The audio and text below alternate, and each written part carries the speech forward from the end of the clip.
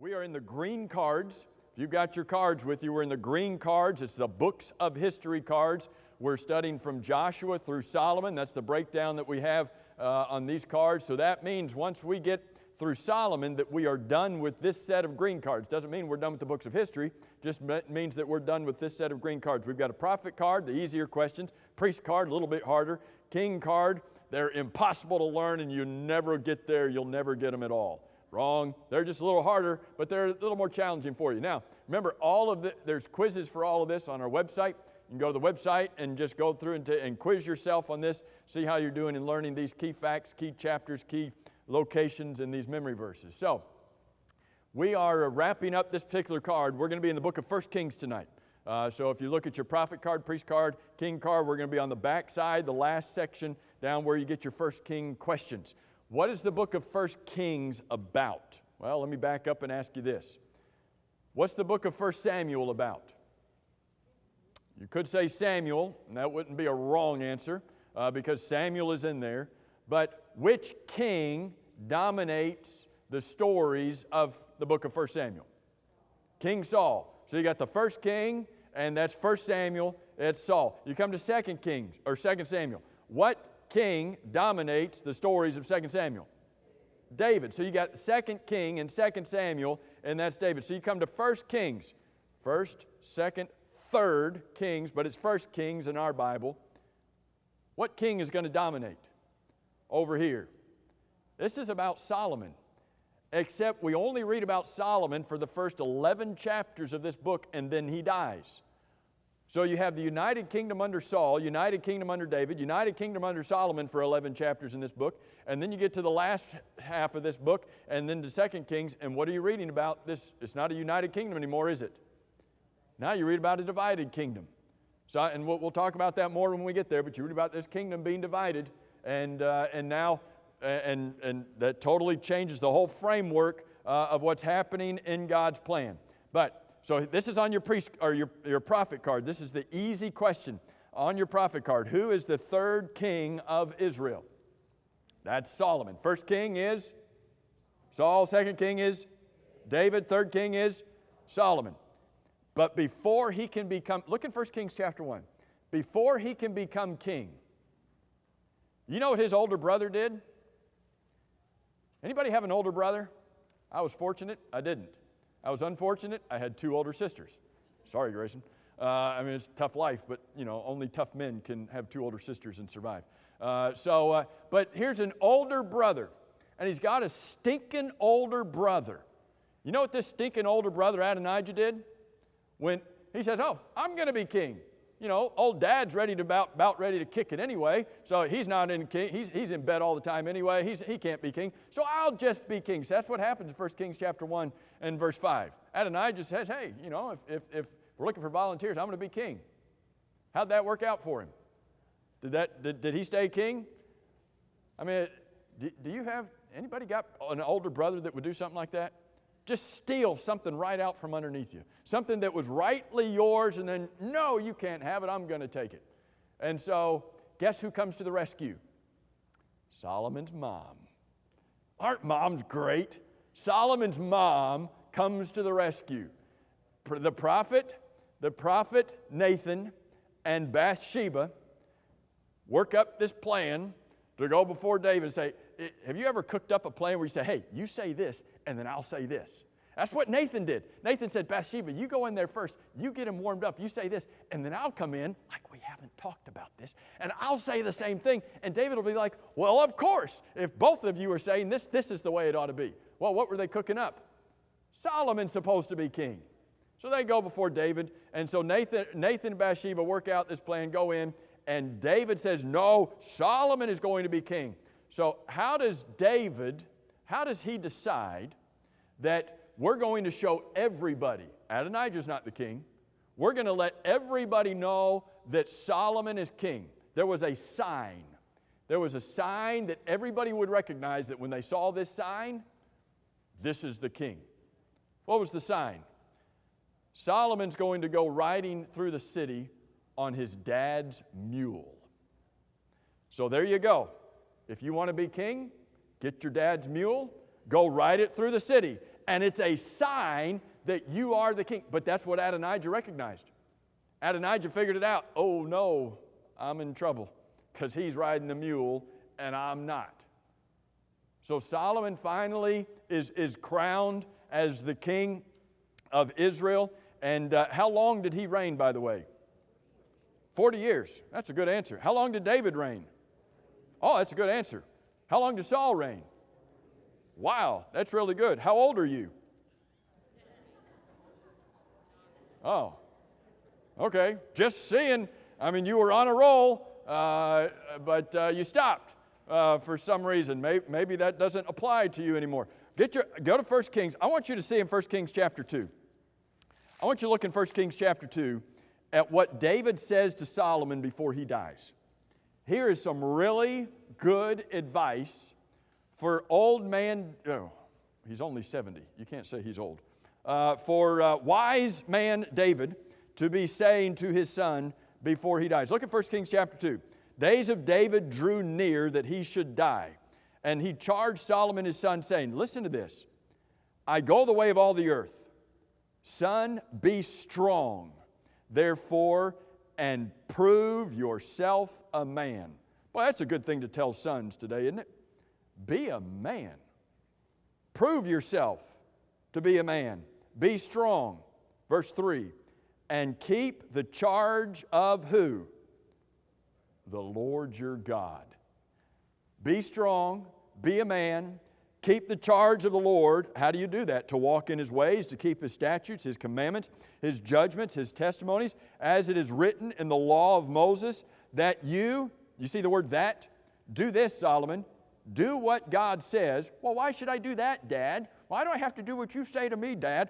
That you may prosper. You want to prosper? You want to grow?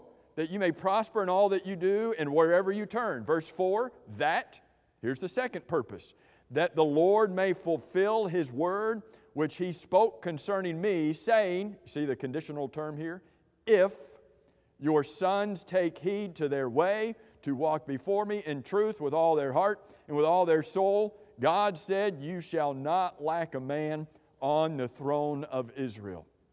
David gives these final words of advice to his son. What are they? Do what God says. Do what God says and you will be blessed. What if I don't do what God says? You're not going to have those blessings. And so as you keep reading there in 1 Kings chapter 2, you get down to verse 10, 11, and 12, and David dies, and Solomon is officially the king of Israel. Was Solomon a good king? At the beginning. Did Solomon make good choices? Did he make good decisions? Sometimes he did. Sometimes he didn't. There were some issues with Solomon right from the get-go. Before we get to what he asked the Lord for, remember the Lord gave him a blank check, said fill in the amount, and Solomon could have asked for anything. Before we get to that, that's in chapter 3. But before you get there, look in chapter 3 and verse 1. There's some issues with Solomon before God ever asked him what he wants, gives him that blank check. Chapter 3 and verse 1. Is this a big deal? Solomon made a treaty with Pharaoh, king of Egypt, and Solomon married Pharaoh's daughter. That's just kind of dropped there, and you just keep reading right on through. Is that a big deal? He entered into a treaty with this other king, and he married that king's daughter. Is that a big deal? Well, turn with me back to Exodus chapter 34. Go back to Exodus chapter 34. You're going to have to turn your pages faster now. Go to Exodus chapter 34. Let's start in verse 15. Exodus 34:15. Lest you make a covenant with the inhabitants of the land, and they play the harlot with their gods and make sacrifice to their gods, and one of them invites you and you eat of his sacrifice. We're going to come back and talk about some of those verses before that, but here's what I want you to see in verse 16. And you take of his daughters for your sons. And his daughters do what? play the harlot with their gods, and make your sons play the harlot with their gods. What in the world is he talking about? If you go into this land and you marry those individuals that are not followers of God, but they are followers of idols, what is that going to cause you to do? You're going to play the harlot. Isn't that graphic language? You're going to play the prostitute. You're going to prostitute yourself against God. By doing what, God? By marrying someone who is not a follower of God. Oh, God, you're such an old fuddy-duddy. Look in Deuteronomy chapter 7. Go to Deuteronomy chapter 7. You fast forward 40 years, right? You fast forward 40 years. You get to Deuteronomy chapter 7. Look in, verse 2 says, don't you get in there and make any covenant with those people. Look at verse 3. Deuteronomy 7 and verse 3. Nor shall you make marriages with them. Don't go into this land and make marriages with foreigners. You shall not give your daughter to their son, nor take their daughter for your son. Well, why not, God? What's the big deal about marrying somebody who's not a follower of God? Verse 4, what's the first word you have in verse 4? No, verse 4, what's the first word you have in verse 4? The verse 4, what's the first word you have in verse 4? Verse 4. 4. You're saying the same word I am. Just seeing if you're listening, all right? What does the word for mean? F-O-R, sorry. I'll be more specific. What does the word F-O-R mean? Here's the reason. Don't marry their daughters. Don't give your son. Well, why not, God? Verse 4. For, here's the reason. They will turn your sons away from following me to serve other gods. So the anger of the Lord will be aroused against you and destroy you suddenly. That wouldn't happen. They're not going to go in there and marry these individuals who are not followers of God. God's not going to get angry with them. They're not going to turn away from the Lord, right? Fast forward. 1 Kings chapter 3. What do we see? Solomon married. Well, one's not so bad, right? Go to real quick. Go to Nehemiah. You know where Nehemiah is? Go to the book of Job and back up. Ezra, Nehemiah, Esther. Go to Nehemiah chapter 13. Nehemiah chapter 13 parallels the closing chapters of the book of Ezra, where God's people had done exactly what God told them not to do. They had married individuals who were not followers of God. Is that a big deal? Look at Nehemiah chapter 13. Look at verse 23. In those days I also saw Jews who had married women of Ashdod, Ammon, and Moab, and half of their children spoke the language of Ashdod and could not speak the language of Judah. What does that mean? They didn't know where they were from. They completely forgot their heritage with the Lord. Why? Because they had married individuals they were not supposed to, married individuals who were not followers of God. Will that change your language? Will that change your habits? If you marry somebody who's not a follower of God, will that cause you to, and that's what's happening to them. Verse 25. So I contended with them and cursed them and struck some of them and pulled out their hair and made them, is this a big deal? Made them swear by God, saying, you shall not give your daughters as wives to their sons, nor take their daughters for your sons for your sons or yourselves. Now look at verse 26. Did not Solomon, king of Israel, sin by doing these things? Yet among many nations there was no king like him, who was beloved of his God, and God made him king over all Israel. Nevertheless, pagan women caused even Solomon to sin. Wow. Is it a big deal to God who we marry? From Exodus, Deuteronomy to 1 Kings about Solomon to Nehemiah, and seeing how Nehemiah summarizes Solomon and what he did. There were major issues with Solomon from the get-go. But was this his only wife? 1 Kings chapter 3, was that his only wife? Can you imagine? How many wives did he have? How many hundred? How many hundred? Wouldn't 100 be enough? I mean, once you reach 100, you're like, whew, that's a good round number. 100. 700 wives. Whew. That's a lot of anniversaries to remember. That's a lot of presents to buy. 300 concubines. Real quick, go back to 1 Kings. Look at this change. Look at this change that takes place. Go back to 1 Kings chapter 3. Oh man, is it all? It can't be that time already. Time's flying too much. Look, real quick, just look at this contrast. 1 Kings chapter 3, verse 3. Solomon loved who? So he just began his reign, right? He just began his reign, and Solomon loved the Lord, walking in the statutes of his father David. Go to chapter 11. 1 Kings chapter 3 and verse 3, Solomon loved the Lord. 1 Kings chapter 11 begins how? What's the first word you've got in 1 Kings chapter 11? You have the word now? Anybody have the word but? Here's a change. But Solomon loved, now what? Many foreign women. Solomon changed over the course of his time, changed his allegiance. He had loved the Lord, but he started marrying these individuals who were not followers of God, and guess what they did? Exactly what God said was going to happen. They turned his heart away from following the Lord. Go back to chapter 3. What was another issue? That was one issue Solomon had at the beginning. What was another issue that Solomon had at the beginning of his reign? Look in verse 2. Meanwhile, the people sacrificed at the high places. Why were they sacrificing at the high places? Because there was no house built for the name of the Lord until those days.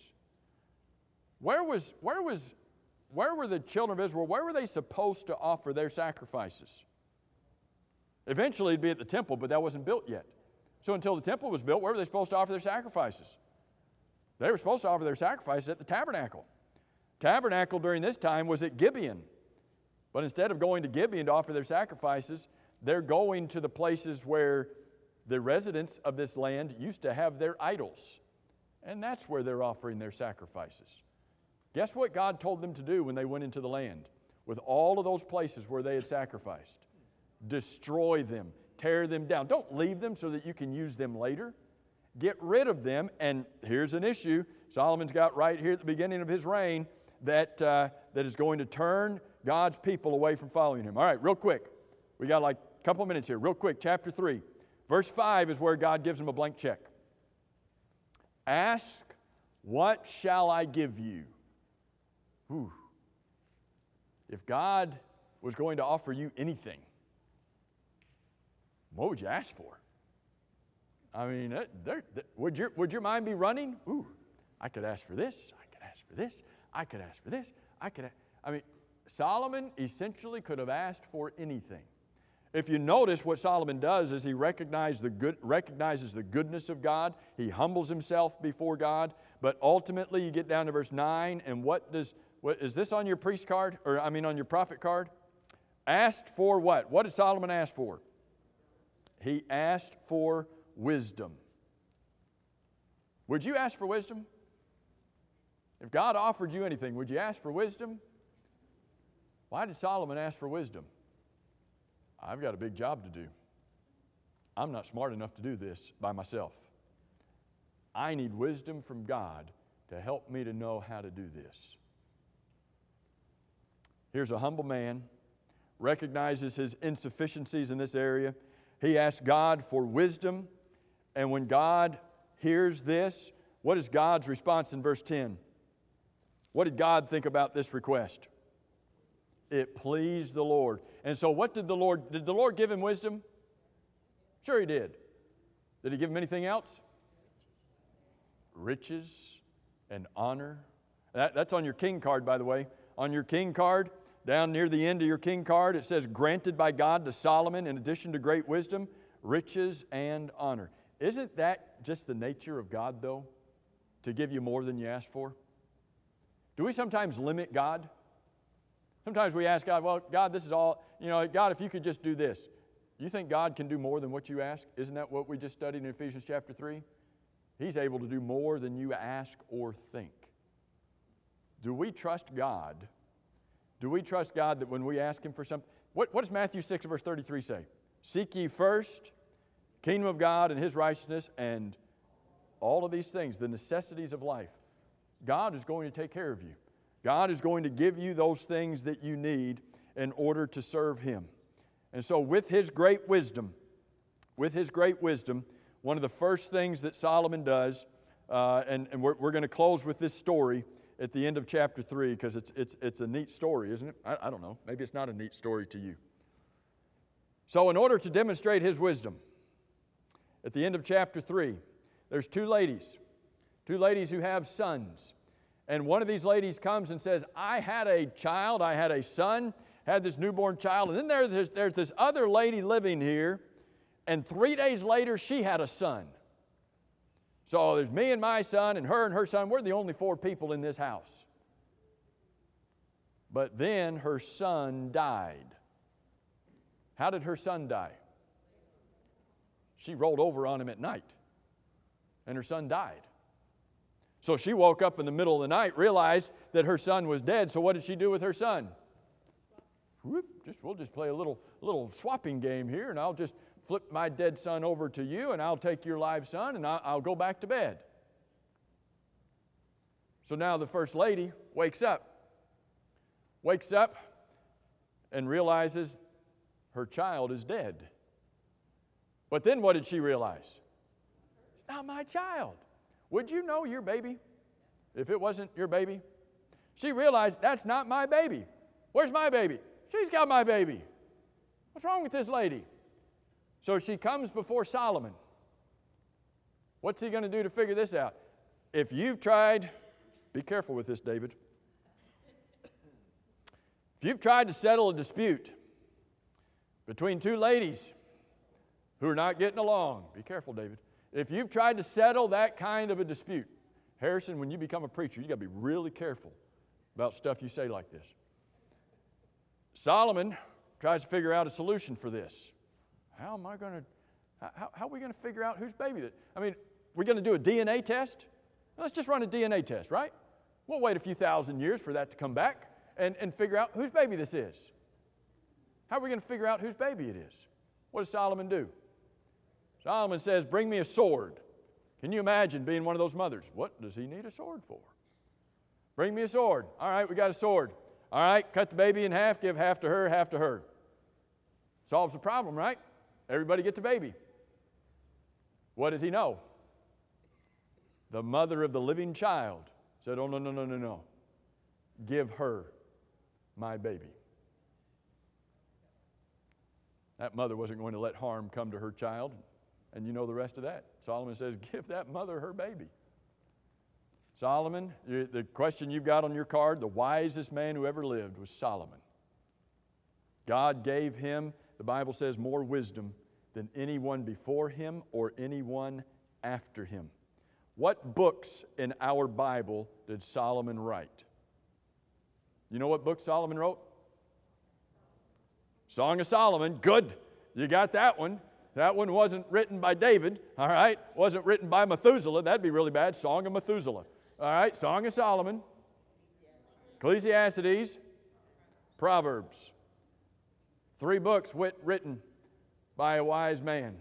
You want a book on marriage? How about one written by a wise man who figured marriage out with that Shulamite woman? But the Bible says that Solomon wrote 3,000 Proverbs, more than what you've got in your book of Proverbs. Wrote 3,000 Proverbs and 1,005 songs. Pretty wise individual. We will pick up with Solomon, next week. We'll pick up with Solomon next Sunday night.